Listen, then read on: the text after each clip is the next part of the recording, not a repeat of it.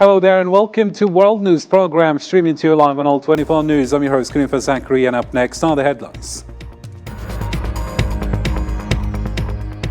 Over 80 Palestinians were martyred in just 24 hours from Zionist bombings in Gaza. 30 were killed in another massacre near Shifa Medical Complex, and 18 Palestinians tragically drowned as they were seeking aid.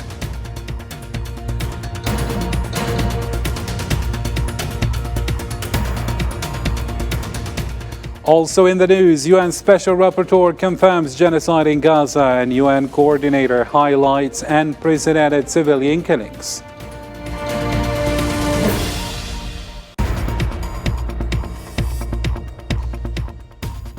And Algeria backs immediate Gaza ceasefire, rejects transitional governance, and gains international acclaim for Security Council's Gaza resolution. Stay tuned, we've got all the details right after the break.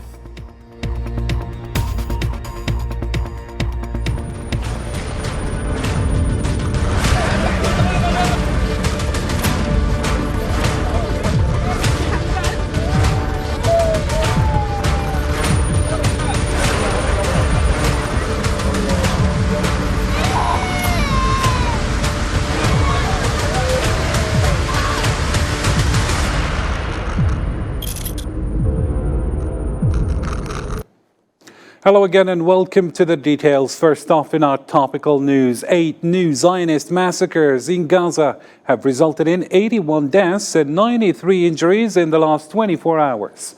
Since October 7th, the ongoing aggression and genocidal war against Palestinians has led to a total of 32,414 deaths and 74,787 injuries, as reported by the Palestinian Ministry of Health in Gaza. To the latest on the ground, and just on Tuesday, 30 Palestinians were killed in a Zionist bombing near a Shifa medical complex in Gaza, while another attack targeted a house in Rafah, resulting in at least 21 deaths, including 10 children. The ongoing aggression has also led to the evacuation of Al-Amal Hospital in Khan Yunis. International warnings about the potential catastrophic consequences of a Zionist invasion on Gaza are escalating. Here's Osama Ayadi with more details. Zionist airstrikes killed dozens of Palestinians at both ends of the Gaza Strip overnight. They hit in the area around Al-Shifa Hospital in the north and Rafah on the southern edge, where more than 1 million people have sought shelter. All my siblings, all my nieces, all my sister's husbands, all my brother's wives, my mother, who martyred a month ago. She used to say we are following him won't be long. She was right. There is no one left. Those 16 people were everything to me in this world. I have no one left. Palestinians in Rafah were mourning over the bodies of loved ones on Tuesday. Another anonymous people killed in the southern Gazan city earlier in dawn. According to Gaza's health ministry, a Zionist strike killed 17 people, while many among the victims were children. Here are the martyrs, body parts, anonymous. We don't know who they are. They were sitting in the same house, 30 people. In the northern region of Gaza, 30 Palestinian citizens were brutally killed following a Zionist bombing of a house owned by Abu Hasira family in the vicinity of Al-Shifa Medical Complex. Counted. The oldest among the children was 8 years old. 9 children. The oldest was 8 years old. They all had nothing to do with this, just like that. As the Zionist brutal aggression against Gaza enters its 172nd day, the occupation forces continue sieging and targeting hospitals in the Strip, putting Al-Amal Hospital out of service while continuing its military operations in Al-Shifa Medical Complex and its surroundings for the 9th day in a row. Still with the ground aftermath, a Zionist bombing targeted displaced tents west of Khan Yunis in southern Gaza on Tuesday, resulting in many casualties. Additionally, fire belts were aimed at areas northwest of Gaza City and Beit Lahia, with tanks and artillery advancing toward targets. Western regions of northern Gaza also experienced airstrikes, causing many casualties, including children and women. Occupation vehicles also entered the school square in Beit Hanun. And as you followed in our headlines, tragically 18 Palestinians died in the Gaza Sea while attempting to retrieve aid dropped from the air. 12 drowned due to aid landing errors, and 6 others were killed in a stampede. The Gaza government's media office held the American administration and Zionist occupation accountable for the starvation and siege policies imposed on Gaza.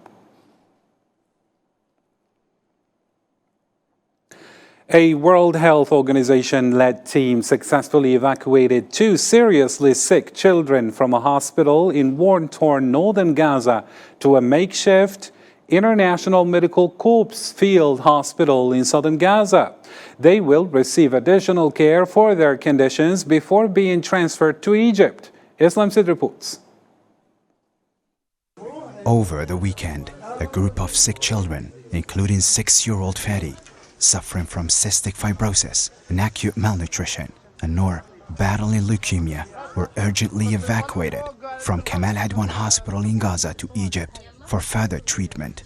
Due to the severe lack of supplies, services, and medicines, their families, along with hospital staff, pleaded with the international community for swift action.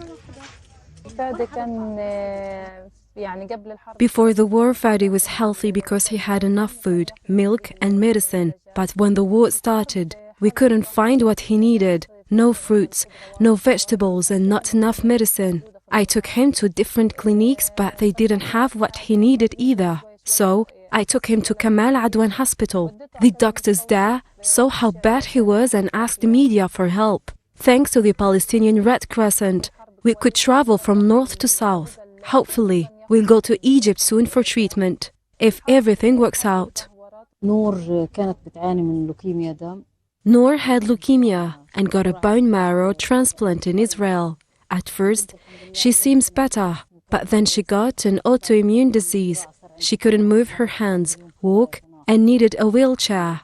Her health worsened every day. During the war, things got even worse. She became dehydrated and malnourished. We struggled to reach Kamal Adwan Hospital. Today, we traveled a long and hard journey from north to south. It wasn't easy, but we're grateful we made it. We're not tired at all, thanks to God. Fadi, Noor, and countless other innocent children are among the casualties of this genocidal war launched against all Palestinians in Gaza, and which didn't even spare hospitals. The current intervention to alleviate the suffering of the people of Gaza and prevent further humanitarian catastrophe is a drop in the ocean, and more care and attention is needed.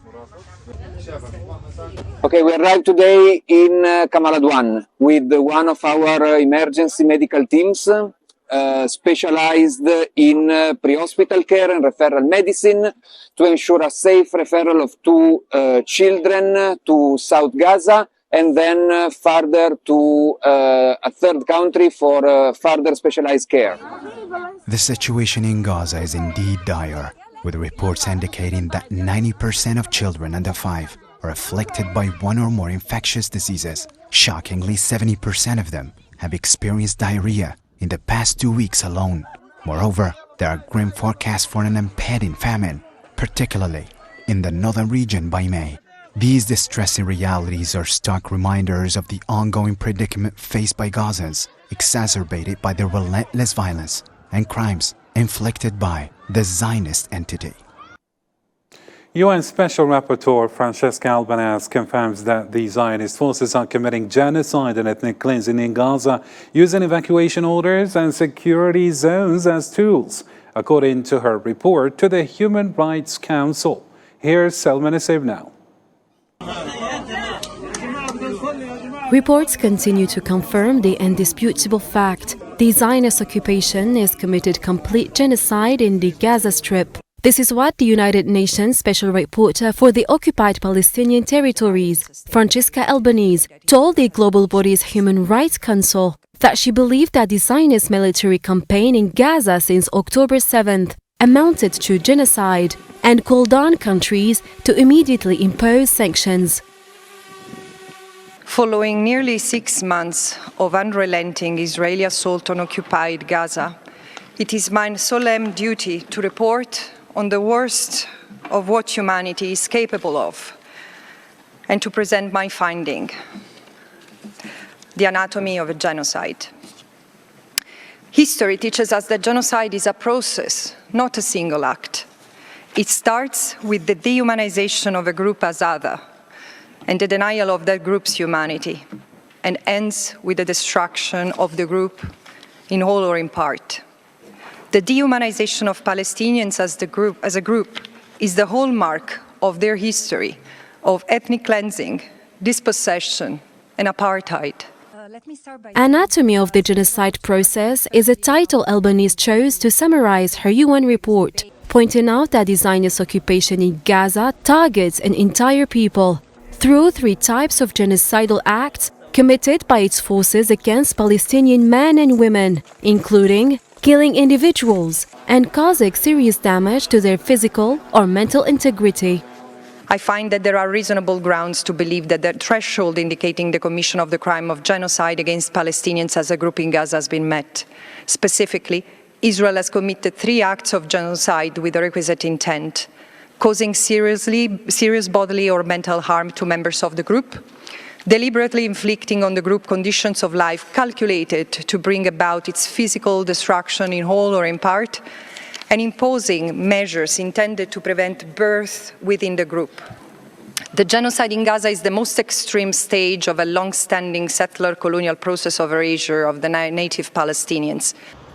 The report of the UN official to the Human Rights Council in Geneva documents the crimes of the Zionist occupation and recalls the scenes of forced displacements of civilians, evacuation, and security zones, and considers them all tools for implementing plans of extermination and ethnic cleansing of Palestinians on the orders of senior officials of the Zionist entity. Similarly, Tur Wensland, the United Nations coordinator for the Middle East peace process, emphasized the importance of safeguarding hospitals in Gaza from becoming battlegrounds due to Zionist entities' targeting of medical staff and patients.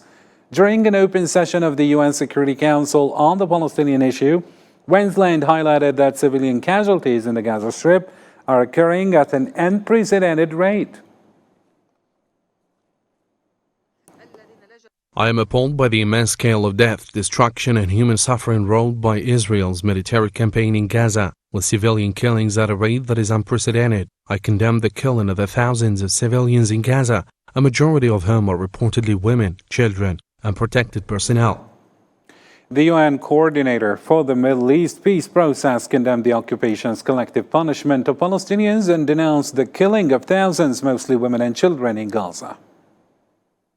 Nothing can justify the collective punishment of the Palestinian people. I'm concerned over what may be violations of international humanitarian law, including possible non-compliance with the requirements of distinction, proportionality, and precautions in attack.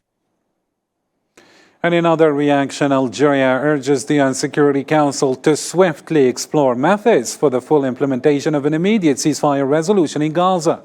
During an open session, Algeria's permanent representative to the UN, Mr. Amar Ben Jama, reiterated firm support for the Secretary General amid slander campaigns. Algeria reaffirmed its commitment to enabling Palestinian self-determination and the establishment of an independent state with Al-Quds al-Sharif as its capital.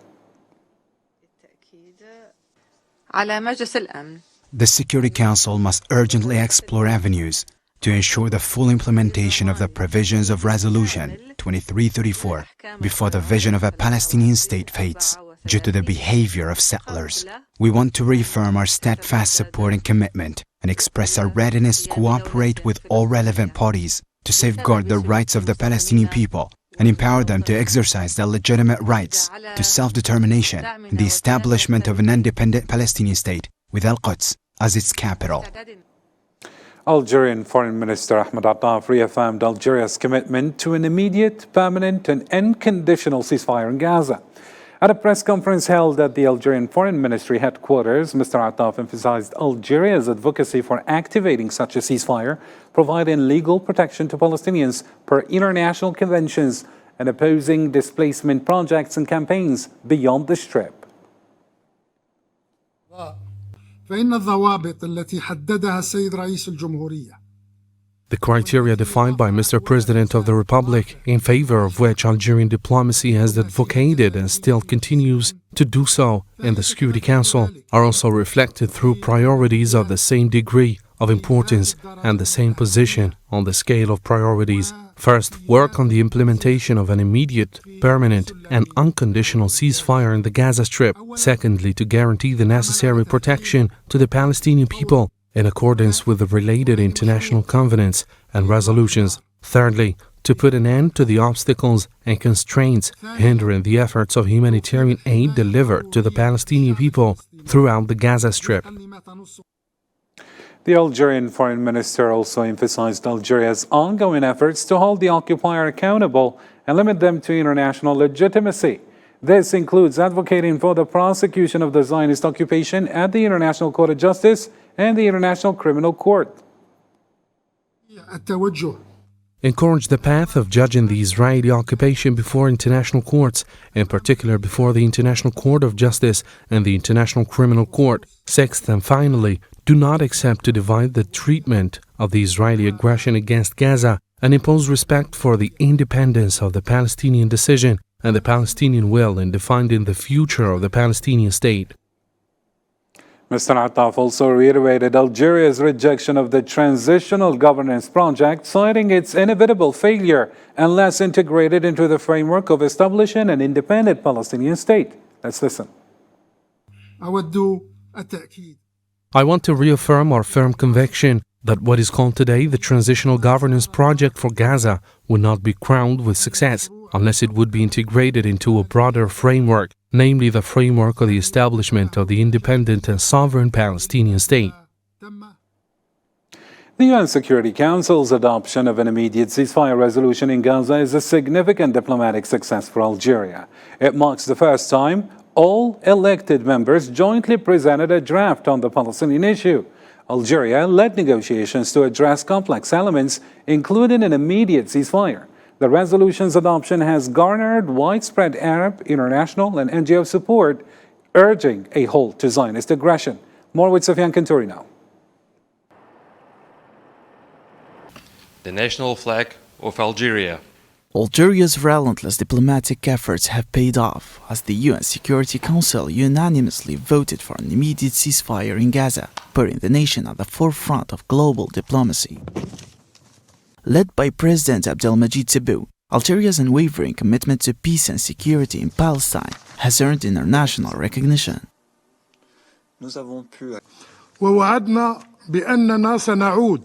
We have already promised that we would call again at the doors of the Security Council, and today we have returned with all the countries elected in the Council in a clear message to the Palestinian people that the international group with all its members feels their suffering and has not abandoned them. I reaffirm that Algeria will soon return to speak again before the Security Council under the instruction of the President of the Republic, Abdelmajid Tebboune, until the State of Palestine occupies its natural place as a full-fledged and sovereign member in the United Nations. Despite facing obstacles, including a US veto, Algeria persisted in advocating for the Palestinian cause, amplifying their vote through their permanent representation of the UN. The tireless efforts culminated in a historic victory with the adoption of the ceasefire resolution. Since January 1st, the UN Security Council has held more than 7 meetings in response to the Algerian call alone. These meetings were scheduled to discuss the developments of Israeli aggression on Gaza at different levels and its repercussions. The resolution brings much-needed relief to the Palestinians and the international community, who have been appalled by the ongoing atrocities in Gaza. Algeria's persistence in pressuring the Security Council reflects its dedication to ending the suffering of the Palestinian people. 11 votes in favor.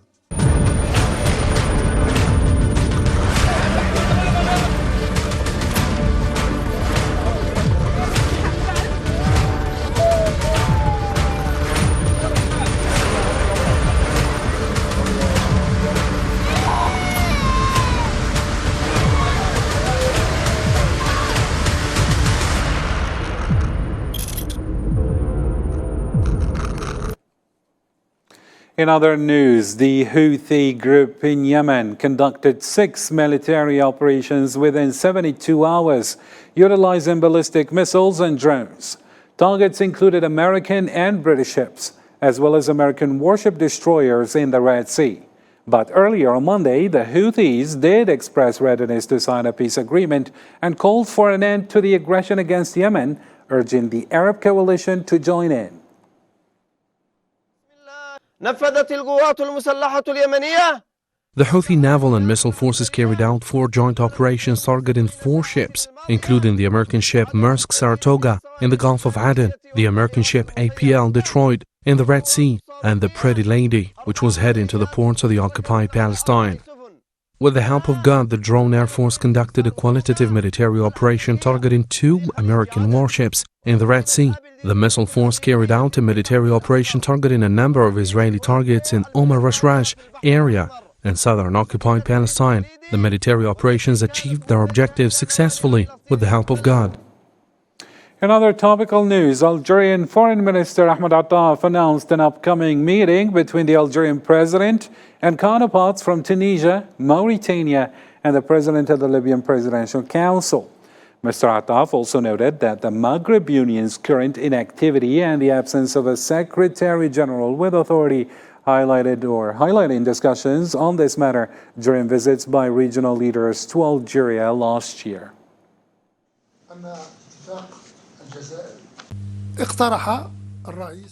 The president proposed a formula, and when I went as a special envoy for the president to the Maghreb countries, my task was to explain this issue to them. They went to Mauritania, Libya, and Tunisia. There was a meeting on the sidelines of the guest conference in Algeria, and in the near future, there will be another scheduled meeting. This meeting has been programmed, and it will take place very soon.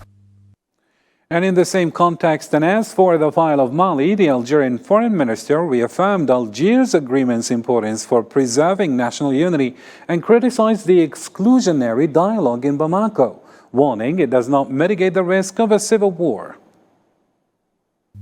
فيما يخص المضمون Regarding the substance, we remain that the Algiers Agreement remains the optional framework to ensure the unity, territorial integrity, and sovereignty of Mali, because it brings together all stakeholders. Unfortunately, we regret to observe that the current organized dialogue by Malian authorities is not inclusive, but rather exclusionary. Certain political organizations in northern Mali have been excluded from this dialogue, which does not serve the interest of national reconciliation, nor does it serve the goal of preventing outbreaks of division among the Malian brothers. It does not dispel the specter of civil war, as we have experienced in Algeria with regards to Mali.